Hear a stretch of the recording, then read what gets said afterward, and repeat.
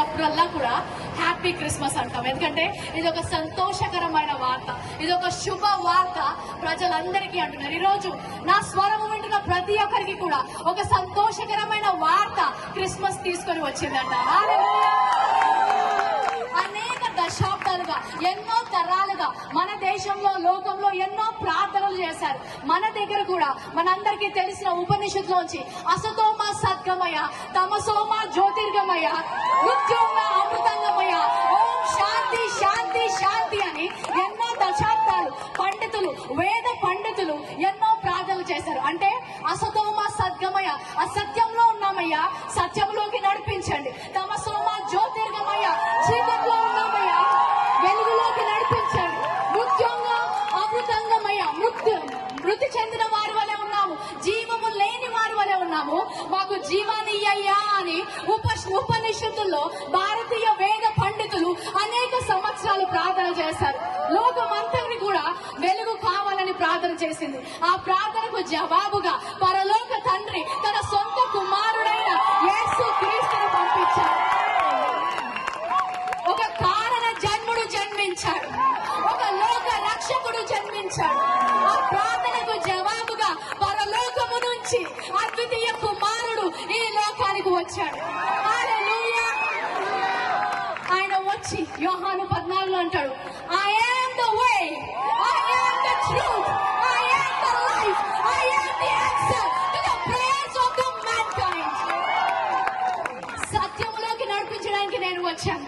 ఏ మార్గం అయితే కనిపించకుండా ఆ మార్గాన్ని చూపించడానికి వచ్చాను. పరలోకానికి మార్గాన్ని నేనే అని చెప్పాడు. హల్లెలూయా.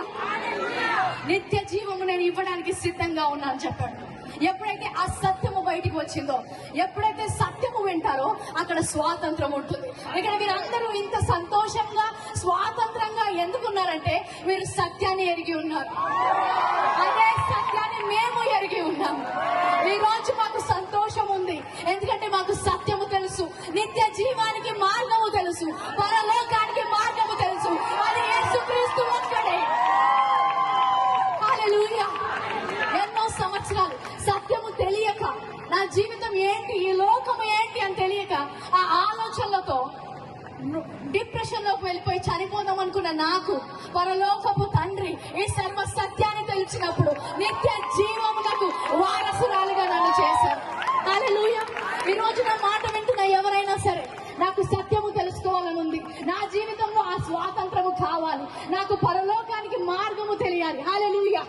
ఈ రోజు స్వాతంత్రము దేశానికి మాత్రమే కాదు, కానీ నా ప్రాణాత్మ దేహములకు కూడా స్వాతంత్రాన్ని ఇచ్చిన దేవుడు నేను కనుగొన్నాను. ఆ దేవుణ్ణి మీకు పరిచయం చేయాలనుకుంటాను.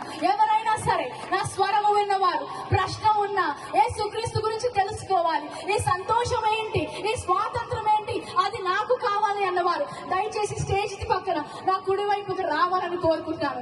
ఏ స్వాతంత్రము, ఏ సత్యం అయితే మేము పొందుకున్నామో అదే సత్యములో మీరు కూడా నడుచుదురుగాక.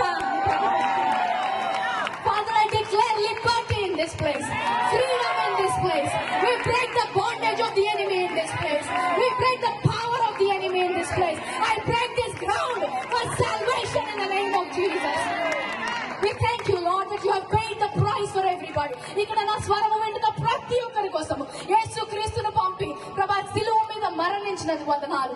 ఎంతమంది అయితే క్రీస్తును స్వీకరించడానికి సిద్ధంగా ఉన్నారు, వారి హృదయంలో ఈ రోజు ఒక విత్తనము నాటినందుకు వందనాలు. యేసు నామములో ఇక్కడ ఉన్న వారందరూ రక్షించబడుదురుగా కానీ